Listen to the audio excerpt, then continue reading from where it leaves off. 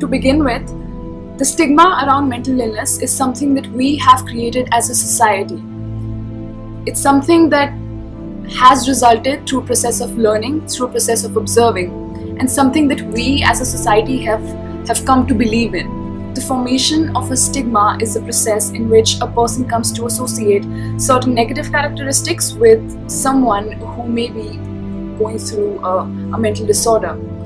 And this process of association is not very long drawn in a society like ours, where there is a lack of knowledge about mental health issues, and everything we know about mental health and the way that people who are suffering from mental disorders is from the media, is from the movies, from the television shows that we watch.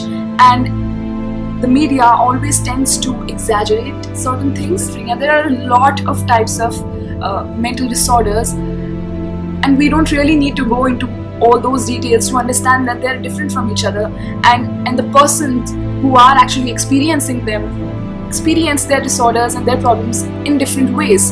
So I think it's important for us to understand that just like a physical illness can vary in its intensities, a mental illness can vary in its intensities too. Mental health stigma is a problem that starts with us and ends with us. So we as people need to understand that we can't immediately pre-decide what a person will behave or what a person will be like just because they are going through something. So we need to be empathetic, we need to be understanding, we need to listen, and we need to ask again, most importantly. People who are going through these disorders are not willing to talk about them because they are afraid that if they do talk about them, what XYZ person will think. And that's why they hesitate. And that's why there are more people suffering than the number of people who are actually getting treatment, which is a sad reality, really. But this is what we need to work on. This is what conquering the stigma around mental illness really talks about. It talks about the need for empathy in all of us, to understand, to listen, to be more patient, and to ask again.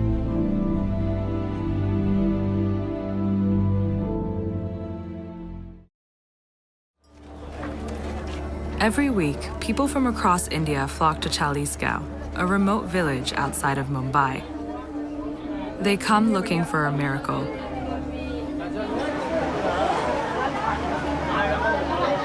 So right now we're going into a dargah, which is essentially a mosque, and people in this area bring their mentally ill relatives here. There isn't much awareness about mental illness, so they think that they're possessed. So they come to places of worship in search for a cure. For centuries, mental illness in India has been associated with the supernatural. Many believe that it's a result of black magic, divine retribution, or demonic possession.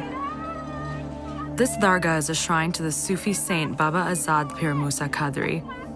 It's believed that he has the power to banish evil spirits. At its core is the belief that mental illness is untreatable and a sign of weakness. As a result, very little mental health care is offered, and patients are considered degenerates. So with a lack of proper medical treatment or education, faith healers fill the gap, and these misconceptions persist. ये सब मरीज है बाहर गांव से आए हुए हैं अभी उनके आंख पागल है ना इसलिए तो आए वो ये और सब बाहर काटे जाते हैं सब बलाएं दूर होती है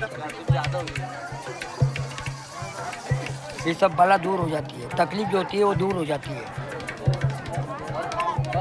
ये बाबा कहते हैं नाड़ा ले ले तो लेडीज अंदर नहीं जाती है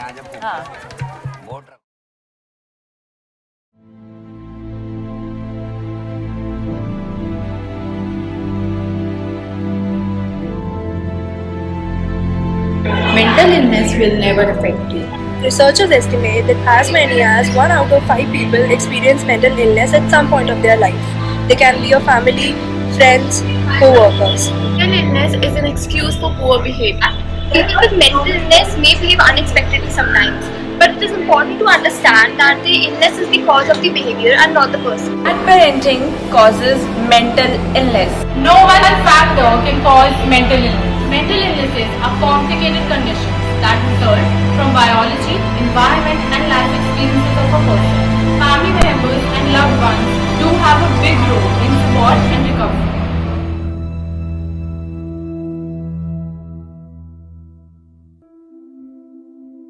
But like I said, it was the worst feeling of my life. And it felt like every day felt like forever. Every second felt like forever. And there were, like, I told you last time also, there were days where I just felt like it's not worth this, It's not worth the strange feelings that I was feeling. And I just felt like there was no reason to live. I found that with depression, one of the most important things you could realize is that you're not alone. You're not the first to go through it. You're not going to be the last to go through it. And oftentimes it happens. You feel like you're alone, and you feel like it's only you, and you're in your bubble. And I wish I had someone at that time who could just pull me aside and, hey, it's going to be okay. It'll be okay. So I'm a woman with chronic schizophrenia. I've spent hundreds of days in psychiatric hospitals. I might have ended up spending most of my life on the back ward of a hospital, but that isn't how my life turned out. In fact, I've managed to stay clear of hospitals for almost 3 decades, perhaps my proudest accomplishment.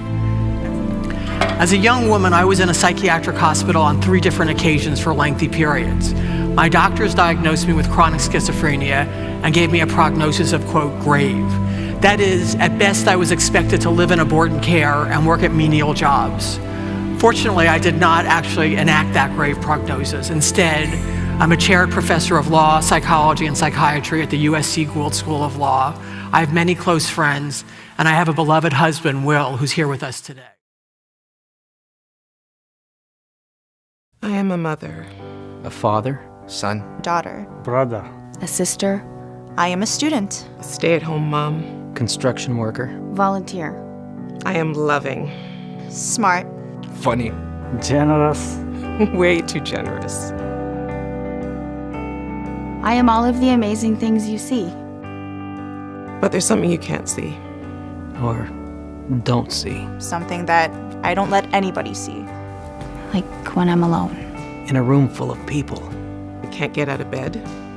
And maybe I've gained weight. Or lost weight. Why do men always lose weight? It can get dark in here. Really dark. Addicted to food. The web. Work. Sex. Alcohol. Something to take the pain away. To feel happy. To feel something. Anything. Nothing. Because depression isn't a mood. It's not a passing thing. Or a bad day. It's a disease. I can't just get over it. It feels like I'm underwater. Drowning. And sometimes I think you'd be better off without me. I am telling you this. All of this. Because I need help. And you are my wife. My dad. My husband. My kids. My boss. So please, don't judge me. Leave me. Fire me. Please, be patient. Don't give up on me. Just be there for as long as it takes. Just because you can't see it doesn't mean it isn't real.